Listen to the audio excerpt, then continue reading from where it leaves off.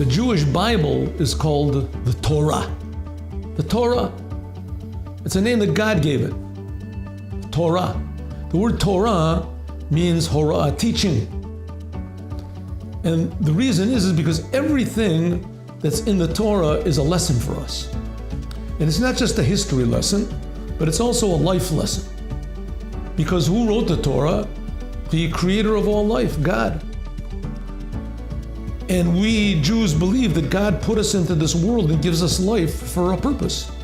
And the Torah is the instruction book for this purpose. So let's take an example.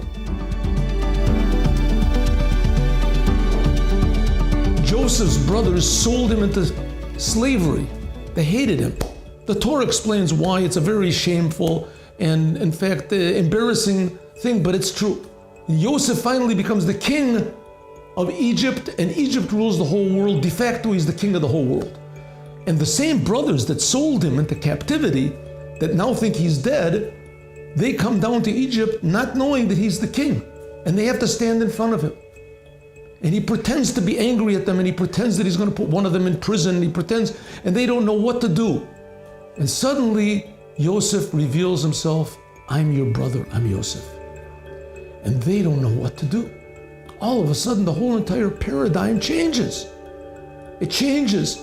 They thought that they were below and that he was above. All of a sudden, they felt this tremendous shame. Also, they felt fear. What's he going to do to us? Maybe he's going to take revenge. All of their emotions changed. All their intellect changed. Everything changed. What can we learn from this? I want to tell you a story about paradigm change.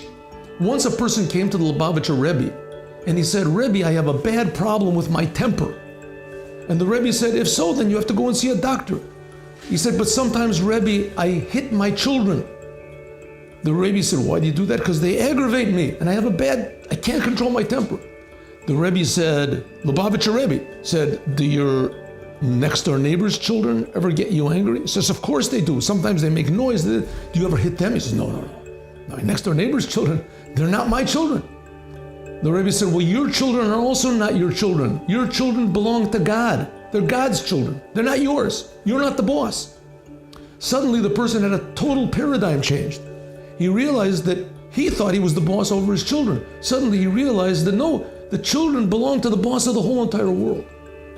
And so it is with us. If we look at the whole entire world, that it belongs to God and that we also belong to God, then we have a lot more respect for our fellow man. We have respect for every moment. We have respect for every situation. And we're empowered because we're also being created by God to use every opportunity in the world, every situation that we're in, every challenge has a possibility to do good.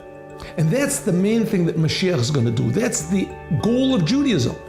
That all mankind will be educated to understand that they are creations of the creator of the universe, and that every human being has a responsibility to make this world a better place and show that the world is not ours. The world belongs to God, and we also do. That's why we need Moshiach now.